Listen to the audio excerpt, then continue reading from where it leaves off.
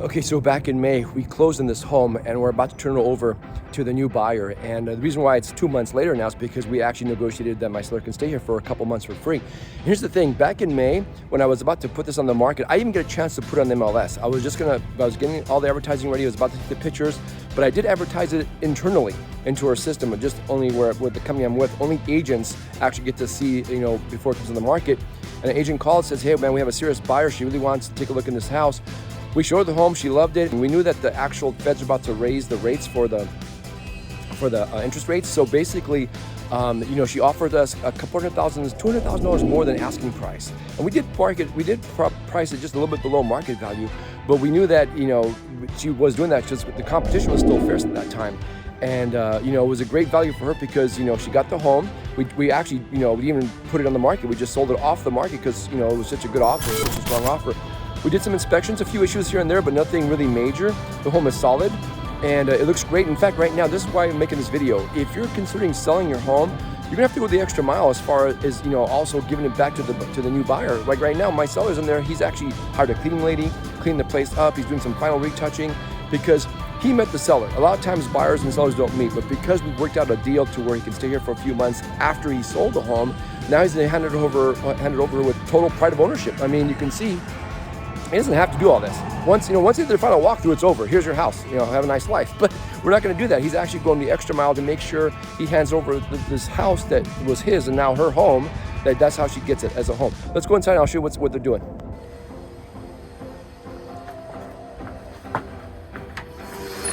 Oh, so we got the cleaning lady here. She's cleaning, as you can see. I'll talk a little more in the microphone. But she cleaned all the baseboards. She cleaned all the windows over here. And, we're going through the whole thing, the whole home here. The kitchen looks pretty clean. The carpets were cleaned. All the touch-up paint was done. So, this is actually going to be really move-in ready when the actual new buyer walks in. Let's look at the back of the home.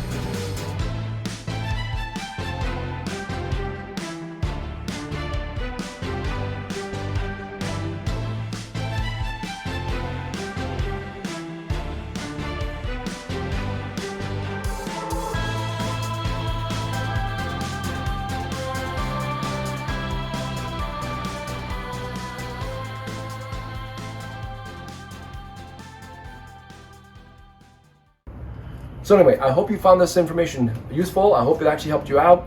Okay, that's what I'm gonna do. As soon as I start talking right there, then you throw in, okay? Okay. Okay, so anyway, I hope you found this information useful. I hope it helped you out. Bruno, your beer's getting warm. Okay, well, can I?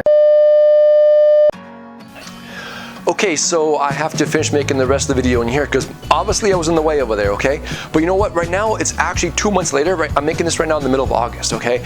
And I'm kind of glad I postponed it because I want to show you the difference. So just to recap, back then it was what, April, I picked up the listing, I tried to put it on the market on March, as you saw, then I made it to the market, I sold it off the market instantly. That was great. That was 2 months ago, okay? In just 2 short months, now it's a whole new ball game. Some type of contribution as Robles sends one to deep left center. Jacoby Jones drifting over, leaps. Oh, he got it! He got it! Are you kidding me? Oh! Now, I find this very interesting. Let me show you what's happening here in Milpitas just 2 months later.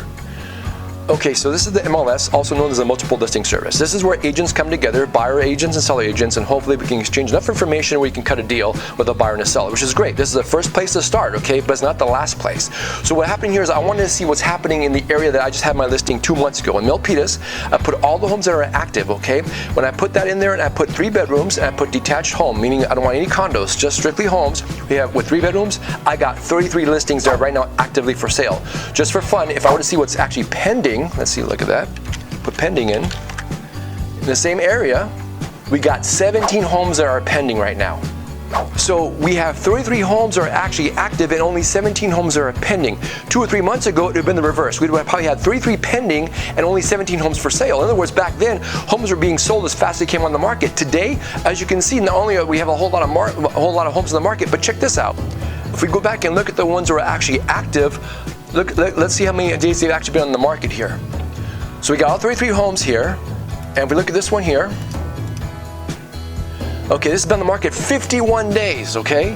What else we got? 7 days, okay, that's a new listing. 14 days, 10 days, 17 days, 42 days, 35 days, 23 days, 51 days. So what does this tell us? It tells us that homes are no longer flying off the market in 2 or 3 days with multiple offers with $60, $70, $100,000 over asking price. That's not happening anymore. As you can see, homes are sitting on the market a little bit longer. That's to be expected, okay? Because like I said, the market has shifted.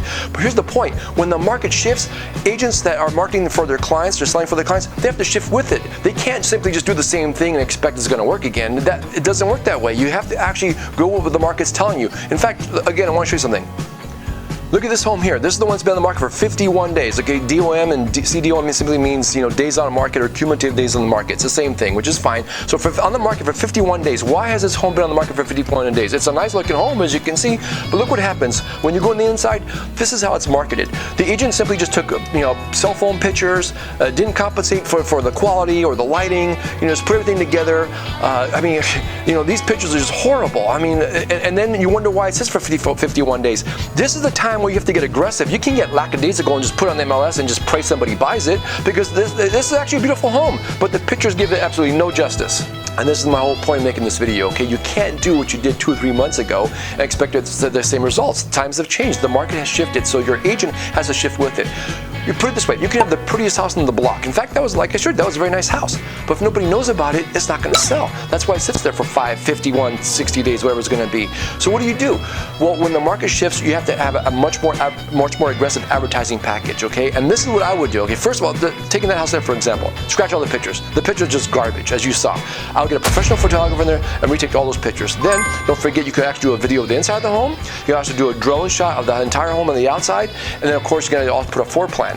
Now, this is great, and you put on the MLS to start, but you don't stop there. You got YouTube, you got Facebook, you got LinkedIn, you got TikTok, all these platforms of social media. That's where buyers go first, actually, even before they call their agent. And this is just the tip of the iceberg, okay? Don't forget direct marketing. I love postcards. I send out postcards all the time. That's another thing your agent should do, is send out postcards, but there's a way you're gonna do it. It's called target marketing. What you're gonna be doing is actually finding out an audience. You're gonna target an audience specifically for your particular home. In this case, if it's your home you want to sell. So for example, I would do this. There's what they call mailing list companies. I have my own, but your agent can just Google them. They're all over the place, okay? When you call them a mailing list company, you're asking them for specifics. I call them up and say, listen, I'm about to put a house on the market here. I want specific people that are looking in a specific area, that make a specific income, that have a specific credit, and a specific family. I know there's a lot of specifics in there. If my son was here, he'd say, Dad, you spit a lot. Suffering succotash. In fact, I can find out what kind of car they drive and if they have a dog, okay? In fact, do this. Right now, pause the video and go to these 2 websites right here. I forgot, it's one or the other, maybe it's both. Go to freepeoplesearch.com, or it might even be truepeoplesearch.com. One of the two, freepeoplesearch.com or truepeoplesearch.com. Go there and just type in your name, whatever, John Smith. You won't believe what you'll find. As soon as you type in your name there, you're gonna find out your name, you're gonna see who you're married to, you're gonna see who you're related to, you're gonna see who you've done business with, you're gonna see your address, your previous addresses, your phone numbers, your previous phone numbers. You might even find an email or 2. And by the way, all that information is for free, okay? Could you imagine what kind of information I can get if I pay for it, like I just explained a minute ago with direct marketing and getting a specific list? Okay, now that you found out how to find people, okay, what do? Like I said, the postcard. This is the postcard I send out. Now, the postcard looks something like this, and let me just read the whole thing to you first. First, it says this: awesome home just listed, viewing by special invitation only. You and your family are cordially invited to tour this beautiful home located at 123 Banana Street here in Vallejo, California, Saturday, September 12th from 1 to 5 p.m. Refreshments will be served, and all preemptive offers will be considered before the open house the following Sunday. Please be sure to bring this postcard with you. It's your invitation. And of course, I just briefly go over the house in the description and to show that information as well. I know what you're thinking. You're thinking, well, okay, you're just gonna send me a postcard. Big deal. I get postcards all the time. I just throw them in the trash. That's true, okay? But here's the thing. First, remember, we're sending them to a specific list. The people we're sending them to already know they're looking to buy a home and looking to buy a home in your specific area, okay? So, and I already know how much money they make. So, I already targeting the audience that I want. And once they get this postcard, look how powerful this postcard really is. You're damn right it's an awesome home because it's your home. So it's not just another listing. It's an awesome home because you own it and you're about to put it on the market, number 1. Secondly, look what it says here, viewing by special invitation only. So when you get invitations for a wedding, for example, don't you feel honored? Of course, it's very special, it's very formal. So in fact, next time I might do a test, I might actually send out something that looks like a wedding invitation and see how that works. But whatever, nonetheless, they get an invitation because now they are being invited. And look how they're being invited. They're just not being invited, it's you and your family are being cordially invited. Okay, first of all, you gotta remember, it's not the one person not buying a house. The family's buying a house. Bring the kids. I'm sure the kids are gonna start claiming their own rooms and they wanna look at the whole house. So the whole family's being invited quarterly to look at this home. And this is, 123 Banana Street here in Vallejo, on Saturday, September 12th. I made the address up just for the purpose of this video. September 12th from 1 to 5 p.m. Okay, great. Refreshments will be served. Okay, let's stop there for a minute. Give them a reason to come. I mean, if your home is like perfectly staged and it's beautiful and you just revamp the whole thing, you remodel the whole thing, oh yeah, serve sushi and wine, okay? If your home needs a little bit of work and you didn't put a whole lot of money into it and you just want to get it, you lower the price so you get it, out the door a little faster, serve, I don't know, cupcakes and cookies. Do something. Give them a reason to come. So first of all, the refreshments, you always have that to be served, and look what it says here. All preemptive offers will be considered before the open house on the following Sunday. So what you're telling them is this: if you come and you really like this house, my agent will be there, and if you want to make an offer, we won't even have the open house next Sunday. Okay, remember, you were your invitation. We sent you a postcard or invitation to show up here, and if you really like the house, make us an offer. If it works out, then we're gonna scratch the open house, sold, we go into contract, it's a done deal. That's the meaning of a preemptive offer. And most importantly, it puts a little fire under their butt, because if they don't make an offer today, next Sunday it's going to go on the market and they may lose the house altogether. So there's a motivation factor there. And it continues. Please be sure to bring this postcard with you. It's your invitation. Hell yes. If you're going to come through my client's home and you're going to open his doors, you better have an invitation. Now, if you don't have an invitation, I'll work with you, but trust me, we're going to control this because it is a special house. If you want to see it, you need to have a special invitation.